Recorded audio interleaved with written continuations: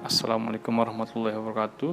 Perkenalkan kami peserta Latsar CPNS PPSDM Regional Bandung. Di sini kami akan menjelaskan tentang analisis isu global atau isu kontemporer tentang proxy war. Langsung ke definisi apa itu proxy war. Proxy war menurut pengamat militer dari Universitas Pertahanan Yono Rekso Diprojo menyebutkan proxy war adalah istilah yang merujuk pada konflik di antara dua negara, di mana negara tersebut tidak serta-merta terlibat langsung dalam peperangan karena melibatkan proksi atau kaki tangan. Lebih lanjut, Yono mengatakan perang proksi merupakan bagian dari modus perang asimetrik sehingga berbeda jenis dengan perang konvensional. Perang proksi memanfaatkan perselisihan eksternal atau pihak ketiga untuk menyerang kepentingan atau kepemilikan teritorial lawannya. Kemudian, beberapa metode yang kita gunakan untuk mendapat alternatif pemecahan isu. Pertama, metode pentahelik, kedua metode USG, ketiga analisis Fishbone, dan yang ketiga analisis SWOT. Langsung ke metode pentahelik, di mana metode pentahelik memiliki beberapa elemen. Pertama, government, academic, business, community, media. Government adalah pemerintah, academic adalah dunia pendidikan atau bidang pendidikan, kemudian bisnis adalah dunia usaha, community adalah komunitas, bisa komunitas masyarakat, kemudian media. Langsung, isu pertama yang kita angkat adalah berita hoax dapat menyebabkan perpecahan sebuah negara. Dari sisi pemerintah, kurang maksimalnya peran pemerintah dalam memberantas berita hoax. Kemudian dari sisi akademik, kurang pengetahuannya atau kurangnya pengetahuan mengenai bahaya dari penyebaran berita hoax. Kemudian berita hoax menjadi alat untuk menjatuhkan saingan dalam bisnis sehingga dapat meraup keuntungan bagi salah satu pihak. Kemudian dari sisi community, sebagian masyarakat masih mudah percaya terhadap suatu berita yang belum tentu benar. Kemudian dari sisi media masih sering memanfaatkan berita hoax dengan judul yang kurang tepat demi menarik masyarakat. Kemudian isu kedua yang kita angkat adalah peredaran narkoba. Dari sisi pemerintah, kurang maksimalnya peran pemerintah dalam pencegahan dan penyebaran narkoba. Kemudian dari sisi akademik, kurangnya pendidikan sejak dini oleh orang tua maupun akademisi mengenai bahaya penyalahgunaan narkoba yang akan sangat berpengaruh terhadap generasi muda. Kemudian dari sisi bisnis, narkoba bisa meraup keuntungan yang sangat besar sehingga banyak orang yang tertarik menjadi pengedar narkoba. Kemudian dari sisi komunitas, masih mudahnya akses mendapatkan narkoba di lingkungan masyarakat. Dan dari sisi media bisa jadi tempat atau perantara untuk bertransaksi narkoba.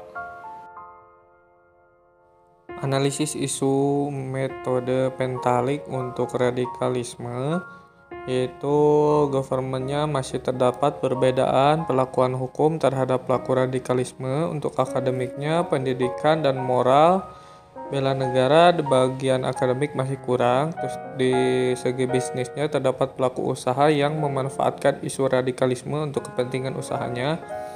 Dan untuk kepentingan dari komunitas itu, paham radikalisme masuk dan berkembang di beberapa organisasi masyarakat. Terus dari segi medianya, kurangnya integritas dari media dalam memfilter berita radikalisme. Untuk metode USG-nya, untuk berita hoax yang menyebabkan perpecahan bangsa, untuk urgensi skornya 5, untuk keseriusan 4, untuk groundnya 4. Terus untuk peredaran narkoba urgensinya 4, seriusnya nomor 3, groundnya 3. Untuk radikalisme urgensinya 4, seriusnya 4, groundnya 3. Untuk prioritas nilai tertinggi berarti berita hoax dengan skor 13. Nah, untuk nilai prioritasnya, angka 1 sangat tidak mendesak, angka 2 tidak mendesak, angka 3 cukup mendesak, angka 4 mendesak, dan angka 5 sangat mendesak. Analisis Fishbone.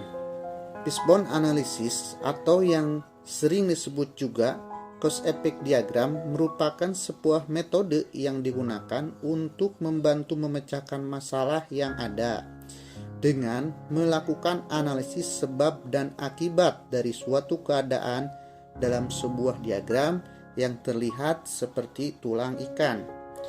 Bahaya berita hoax. Metodenya, regulasinya kurang tegas. Kemudian media-media tanpa filter. Kemudian dari segi manusianya, kurangnya cross-check, terus terlalu mudah percaya, gemar dengan berita viral, kemudian gagap teknologi. Dari segi material, berita cepat tersebar, banyak sumber berita tidak kredibel, banyak berita yang isinya dipelintir, banyak berita yang tidak sinkron judul dengan isinya.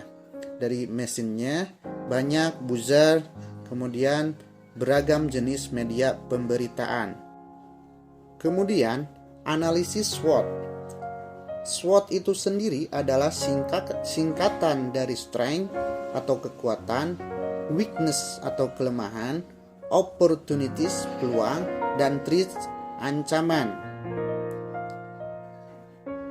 Strength atau kekuatan sudah ada penindakan di dalam hukum Undang-Undang ITE, tersedianya akses pelaporan dan pengaduan berita hoax, edukasi bahaya hoax.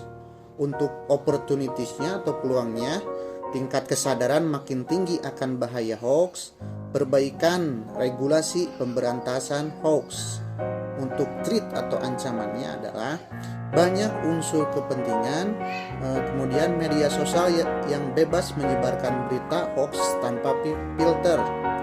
Kemudian dari kelemahannya itu sendiri atau weakness, mudah terprovokasi, malas mencari informasi yang jelas.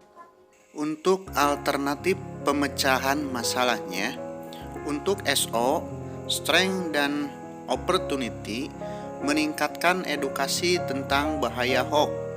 Kemudian WO, weakness and opportunity, tidak mudah percaya dan terprovokasi berita bersifat hoax.